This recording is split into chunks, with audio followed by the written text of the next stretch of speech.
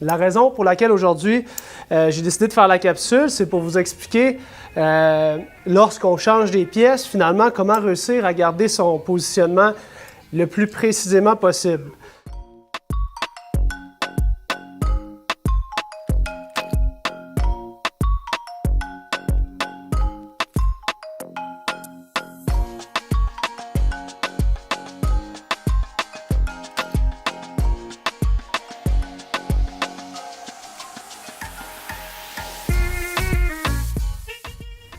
Avant de partir du bureau, aujourd'hui, je vous montre comment être responsable de votre positionnement. Comme je dis à plusieurs patients, le but, c'est que je ne vous revoie pas, à moins que vous achetiez un nouveau vélo, ce qui arrive assez souvent. Donc l'objectif aujourd'hui, c'est de vous expliquer comment garder les mesures de votre positionnement et comment être responsable pour reproduire les mesures de positionnement. C'est parti!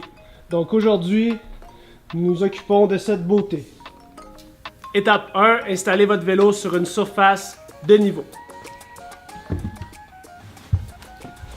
Mettre votre vélo de niveau, là, ça peut paraître évident, mais dites-vous toujours que le support avant qui est fourni avec votre vélo, il n'est pas nécessairement de niveau. Donc c'est important d'être au niveau.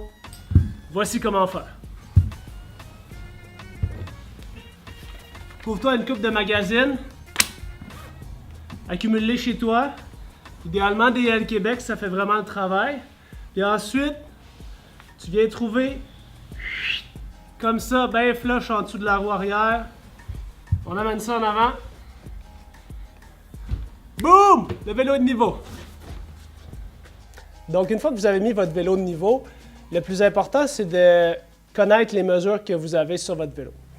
Idéalement, pour réussir à faire ça, vous allez avoir besoin de quelques petits outils précis. Donc, première des choses, un ruban à mesurer. C'est pas une commandite du Rona, mais c'est là que j'achète mes trucs. Et deuxièmement, un inclinomètre numérique qui va vous permettre d'ajuster précisément la selle. Parce qu'aujourd'hui, dans le fond, on va changer la potence du vélo, puis on va changer le seat post. Donc, avec ces deux outils-là, on devrait être capable de faire un travail assez précis, puis de reproduire le positionnement. En tout cas, je vais l'essayer, puis je vais vous en donner des nouvelles. Donc, première chose, la hauteur de selle. Idéalement, la hauteur de selle, là, quand vous la mesurez, essayez d'aller chercher la zone du flair de la selle, installez votre tape à mesurer au maximum, puis venez vous assurer d'être vraiment au centre du trou de boîtier de pédalier. Moi, par exemple, ma hauteur de selle est autour de 70,6 mm. Donc, je vais commencer l'ajustement à 70,6 mm. Et puis, pour le recul, dans le fond, la raison pour laquelle j'ai acheté un nouveau seat post, c'est d'avoir un setback plus grand sur la tige de selle.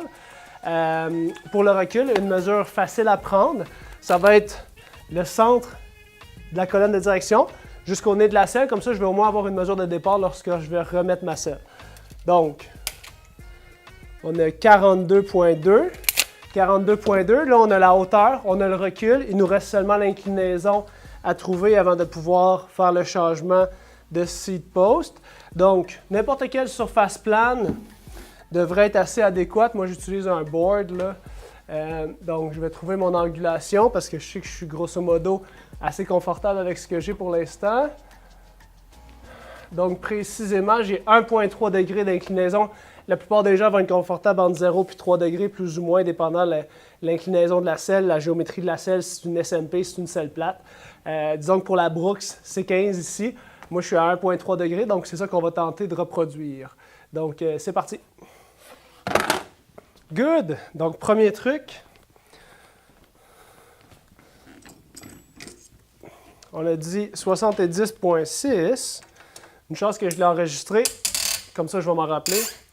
Toujours graisser vos vis. Hein, le petit bruit qu'on vient d'entendre, c'est pas l'idéal. On appelle ça un cordonnier mal chaussé. Check ça comment c'est propre. Ça, c'est une erreur classique. Hein? On ne devrait jamais mettre de l'aluminium avec de l'acier, chose que j'ai faite, qui était la raison aussi pour laquelle je voulais changer mon seat post. Donc, ça, une erreur de débutant, cordonnier mal chaussé. Si vous avez des questions pendant que je fais ça, n'hésitez pas. Hein, toujours commenter en dessous de la vidéo, c'est pratique. J'en profite pour réitérer le fait que toutes les vidéos sont uploadées aussi sur YouTube. Donc, YouTube, c'est une plateforme super intéressante que je vais avoir tendance à utiliser de plus en plus pour les vidéos. La production là, va reprendre de bon train dans les prochaines semaines. Donc, si vous voulez toujours être à jour dans les vidéos, n'hésitez pas à vous abonner à la page YouTube. L'avantage de YouTube, c'est que vous allez être notifié quand il y a une vidéo versus peut-être les autres plateformes là, comme Facebook qui rendent des fois l'accès aux vidéos un petit peu plus difficile. Donc, n'hésitez pas à vous abonner à la chaîne YouTube Physio Vélo. Très simple. Nous y sommes, nous y voilà. Hauteur de selle, paramètre numéro 1. On voit clairement que l'inclinaison n'est pas adéquate en ce moment. On va aller voir ça. Donc, hauteur de selle, 70,6. On a dit 70,6.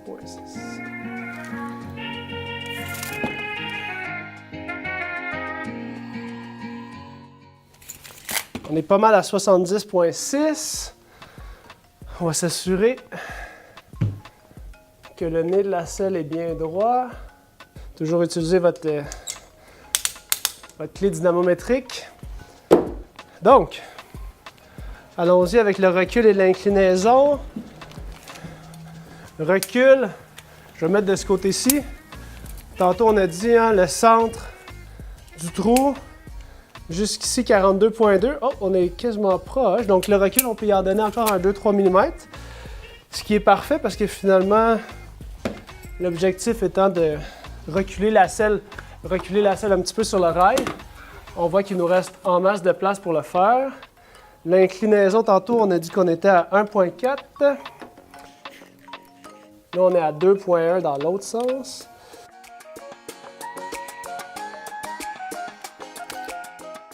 Donc, vous constatez que ce n'est pas super compliqué comme ajustement. La clé, c'est d'avoir les bons outils et d'être un petit peu patient.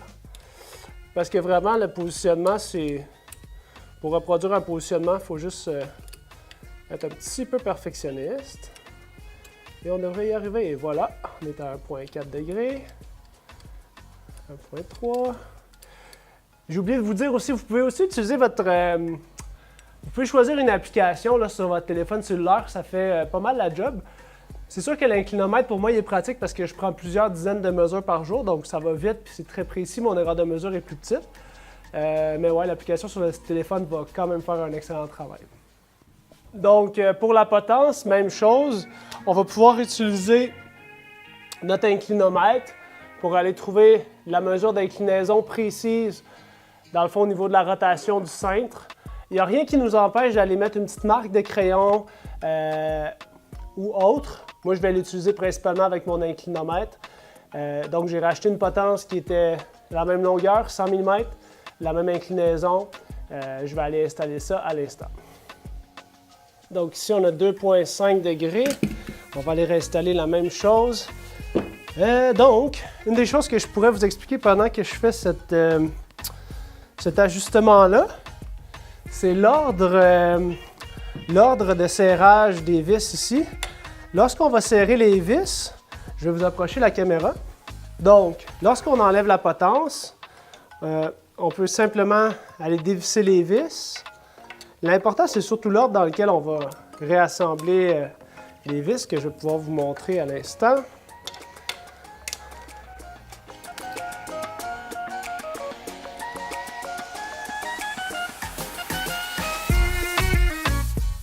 J'ai aimé la question de Nicolas l'autre fois qui me demandait c'était quoi le pourcentage de ma job, quel pourcentage de ma job représentait le vissage de vis.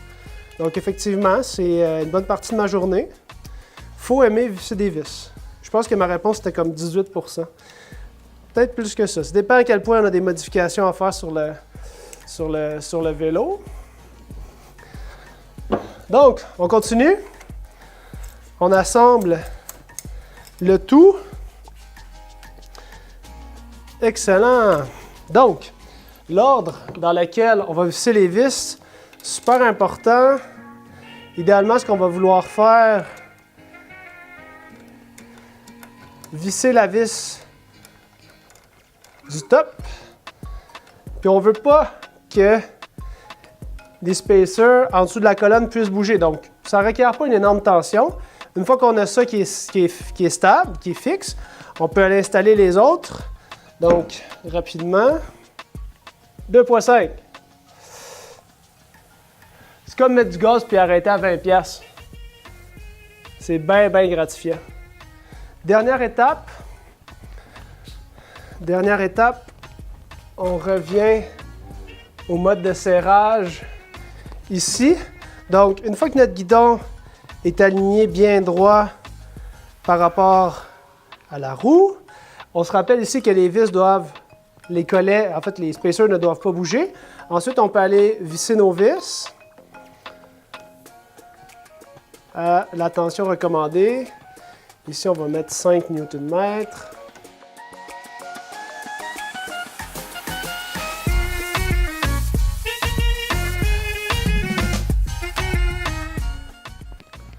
Alors, selon moi, le tour est joué. Là, je n'ai pas apporté mon linge de bike. Je vais pouvoir vous confirmer ça une fois que je vais aller rider. Ça semble bien. Je vous en donne des nouvelles. N'hésitez pas à nous écrire vos questions dans les commentaires en dessous. Vous abonner au channel YouTube, vous abonner à la page Facebook. Parlez-en à vos amis. Plus on est de fous, plus on rit. Hein? Qu'ils disent? Pareil?